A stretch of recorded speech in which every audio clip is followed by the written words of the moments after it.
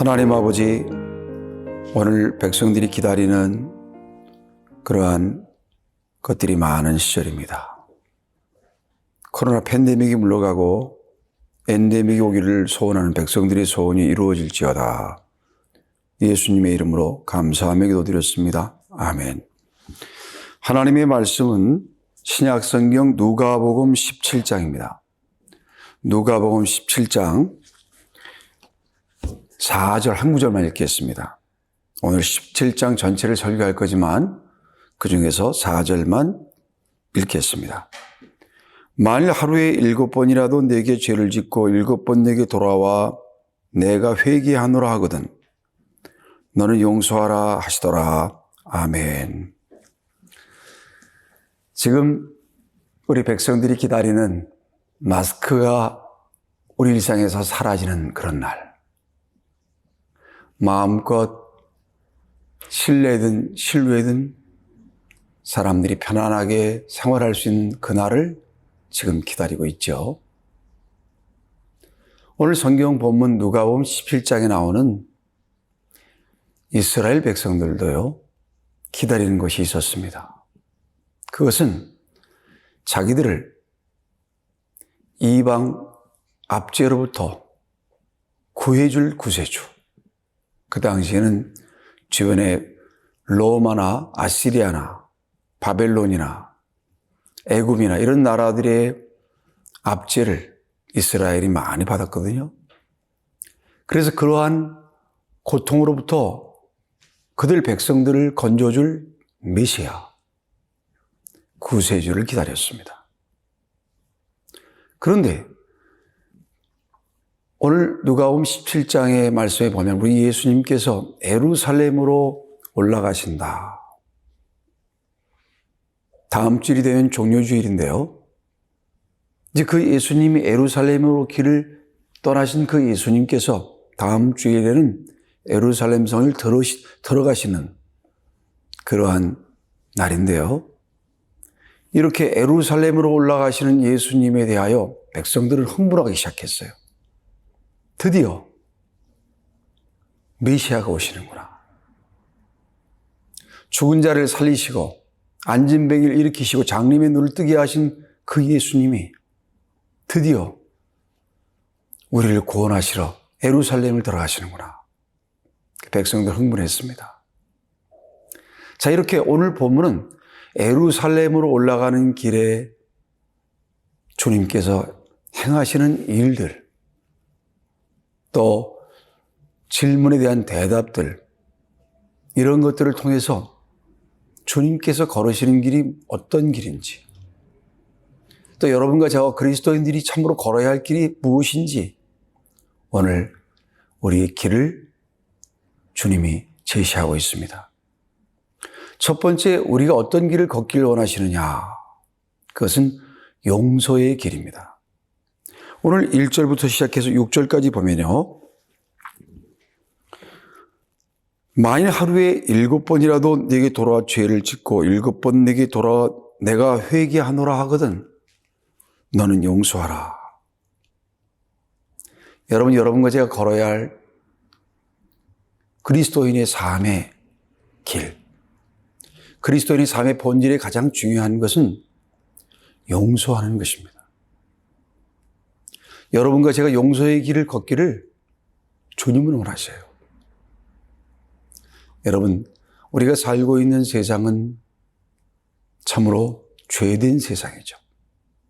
또 우리 사람들은 죄성을 가지고 있기 때문에 죄성을 가진 사람들과 또 죄된 세상에 살다 보니 참으로 다른 사람을 넘어뜨리게 하는 일도 있고요. 시험에 들게 하는 일, 다른 사람의 마음을 실족케 하는 일, 우리가 범할 수 있어요. 그런데 그런 경우에는요, 오늘 여기 2절에 보니까 그가 이 작은 자 중에 하나를 실족하게 할진대 그랬거든요. 여기 17장 2절에 나오는 작은 자는 어린아이라고 말할 수도 있겠지만 사실은 예수 믿게 된 초신자, 새신자, 아직 신앙이 어린 그런 사람들이 나로 말미암아서 실족하게 될 때 오히려 자기 자신에게 큰 맷돌을 지우고 물속에 빠지는 게 더 낫다. 왜? 그것은 참으로 하나님께서 실족해 하게 하는 그 사람에게 하나님이 큰 벌을 하나님 말씀하시기 때문입니다. 이런 말이 있습니다. 다른 사람을 용서하지 않는 사람은 자기가 반드시 건너야 할 다리를 무너뜨리는 사람이다. 영국의 유명한 목사이면서도 사업가였던 조지 허버트라는 사람이 말하는 고백입니다. 그러니까 다른 사람을 용서하지 않는 것은 나도 용서를 받아야 될 텐데 다른 사람을 용서하지 않는 인생을 사는 길은 자기가 건너야 될 용서의 다리를 스스로 무너뜨리려는 것이죠. 여러분, 이 시대 여러분과 제가 걸어야 할 길은 용서의 길입니다.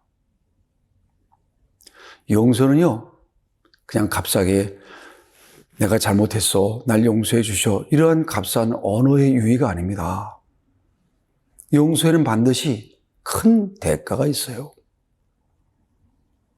용서하고자 하는 데는 커다란 고통이 있어요.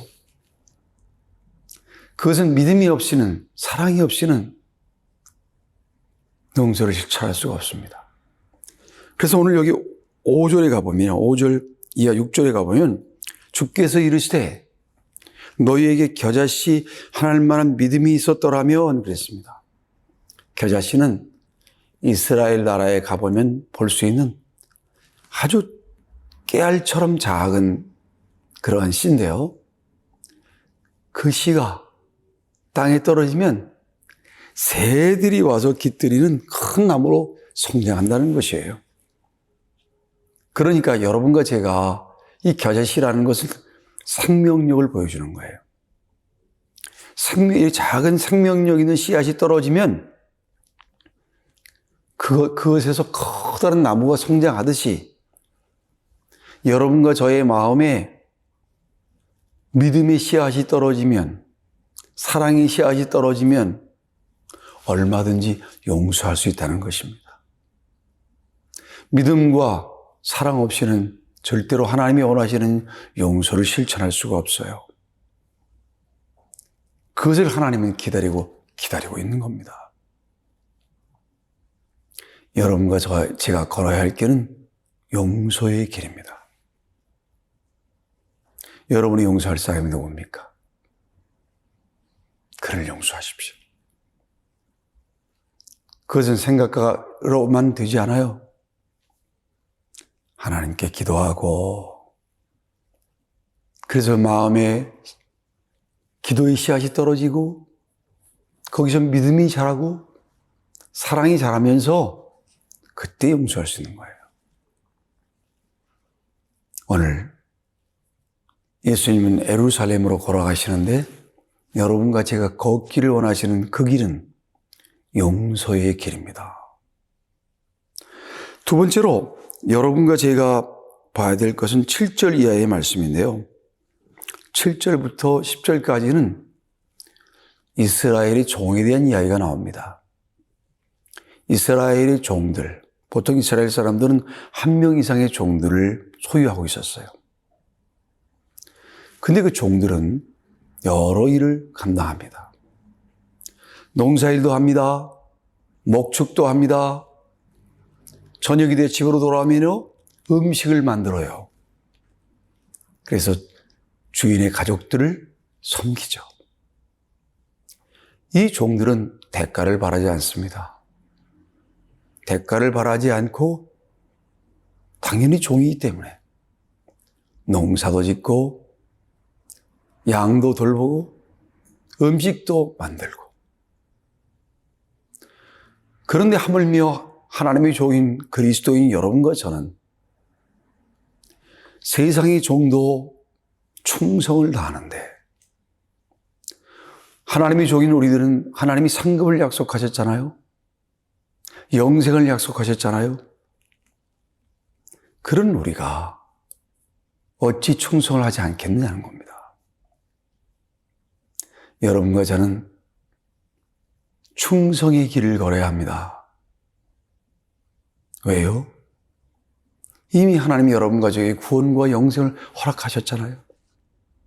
너무나 감사해서 충성을 다하는, 내게 이렇게 해주면 그것이 아니라 하나님이 나를 용서하신 것이 너무 감사해서, 나에게 영생 주신 것이 너무나 감사해서, 나를 하나님의 자녀로 삼으신 것이 너무나 감사해서 아무런 대가를 바라지 않고 충성을 다하는 그런 충성의 길, 그 길을 걷기를 기다리십니다. 세 번째 여러분과 제가 걸어야 할 길은 11절 이하에 나와 있는데요. 11절부터 19절까지는 여기 보면 12명의 종, 12명의 나병 환자, 그러니까 이스라엘 사람들도 그렇고 사마리아 사람 한 명이 있는데요. 이 사람들이 문둥병자였어요. 이들은 죽어가고 있었습니다. 아무런 희망이 없었어요. 소망이 없었습니다. 그런데 그들이 있는 곳에 하나님이신 예수님께서 거기 지나가시게 된 거예요. 그분은 죽은 자를 살리시고 안진병을 일으키시고 장님의 눈을 뜨게 하신 그런 분이시거든요. 그래서 이 문둥병자들은요, 주여, 영어 성경은 마스터. 이 마스터라는 말은 총사령관. 누가복음 5장에 보면 베드로도 우리 예수님을 주여라 불렀는데 바로 이 문둥병자들도 그렇게 주님을 모든 걸 다스리시는 총사령관으로 그렇게 부릅니다. 세상 만물의 주인이신 총사령관 되시는 주님, 저희들의 병을 고쳐주시옵소서. 주님은 제사장에게 너희들의 몸을 보이라. 아직 병도 낫지 않았어요. 근데 그 말에 순종해요 하여 길을 떠나죠? 가다 보니까 병이 나요. 다른 유대인들은 다 성전에 가서 제사장들에게 몸을 보이고 집으로, 직장으로, 마을로 돌아가기를 원해서 바쁘게 떠나갔지만 사마리아 사람은 너무나 감사했어요. 그래서 주님께 나와서 엎드려 찬양하고 경배하고 감사를 돌리죠. 여러분과 제가 걸어야 할 길은 바로 이러한 감사의 길입니다. 여러분과 저는 정말로 많은 선물을 받았어요. 얼마나 많은 선물을 받았습니까? 때로는 아내도 선물로 받았고 남편도 선물로 받았고 자녀도 선물로 받았고 직장도 달란트도 선물로 받았건만 선물에만 관심이 있고 선물을 주신 하나님께는 관심이 없는 것이 여러분과 저의 모습이 아닙니까? 하나님 말씀하십니다. 감사를, 길을 걷기를. 여러분과 제가 감사의 길을 걷기를 기다리셔요. 올 봄에는 여러분과 제가 그러한 감사의 길을 걷고 또 걷는 하나님의 사람이 되기를 하나님이 기다리고 계십니다. 뿐만이 아닙니다. 여러분과 제가 걸어야 할 길은 20절 이하부터 마지막 절까지 나오는 길인데요. 여기는 바리새인들이 예수님께 질문하는 얘기예요. 하나님 나라가 임할 때 어떤 일들이 일어나겠는가 하는 질문들을 합니다. 자, 이 질문들은 어리석은 질문이죠. 왜냐하면 이미 3년간 예수님께서 바리새인들에게 주님이 어떤 분이신지를 보여주셨잖아요. 죽은 자를 살려내셨고 바다를 잔잔케 하시고 귀신이 떠나가게 하시고 나인성 과부의 아들을 낳게 하시고 나사로야 나오라! 죽었던 나사로가 둥둥거리며 나오지 않습니까? 그 모든 것들을 목격하고 들었던 바리새인들이었건만 하나님의 나라가 임할 때 그런 것들이 일어난다고 성경 예언도 있잖아요. 그런데도 불구하고 영적으로 둔감하여 영적인 문둥병자가 되어서 하나님 나라가 어떻게 임하겠냐고 질문하잖아요. 주님은 그에 대한 답변을 하시고 난 뒤에 제자들에게 돌이키셔서 하나님의 나라, 주님이 재림하실 때 일어나는 일들에 대하여 말씀하십니다. 그러면서 준비하라는 거예요. 주님이 지금 여기서 십자가에서 죽으셔서 다시 부활하셔서 천국으로 하늘나라로 가실 텐데 다시 오신 날이 올 텐데 그 주님의 재림의 날을 준비하라는 거예요. 여러분과 저는 어떻게 준비할 수 있습니까? 하나님이 기뻐하실 길, 그 일을 목숨을 걸고 최선을 다하는 거예요. 내가 이익이 됩니까 하고 내가 이익이 안 되니까 안 하고가 아니라 이거는 주님이 오실 날까지 해야 될 그런 일임으로 내가 최선을 다한다. 죽는 날까지. 그게 주님을 기다리는 재림을 준비하는 사람의 길입니다. 여러분과 저는 이 봄에 주님 다시 만날 그날을 준비하는 그 길을 걷고 또 걷기를 주님이 기다리고 계십니다. 기도하겠습니다. 하나님 아버지, 코로나가 끝나는 엔데믹의 계절이 곧 올 것입니다. 백성들이 그 날을 기다리고 있습니다. 마스크를 벗는 날, 자유롭게 해외여행을 떠나는 그런 날을 기다리고 있는데 우리 하나님이 우리에게 어떤 것을 기다리고 기다리십니까? 우리가 용서의 길을 걷기를, 용서의 태도를 가지고 그 용서를 실천하는 그런 길을 걷기를 원하십니다. 아울러 우리 하나님은 우리가 충성을 다하기를, 이스라엘 종들은 농사를 지으면서도 양을 돌보면서도 음식을 만들면서도 아무런 대가를 기다리지 않고 최선의 충성을 다했습니다. 그런데 우리 하나님의 종, 우리들은 이미 구원과 영생과 하나님의 자녀란 특권을 받았음에도 불구하고 충성을 다하지 못한 것을 용서해 주시옵소서. 이제 주님께 충성을 다하길 원합니다. 죽도록 충성하라. 그 길을 걷게 하옵시고 아울러 감사의 길을 걷고 또 걷기를 원합니다.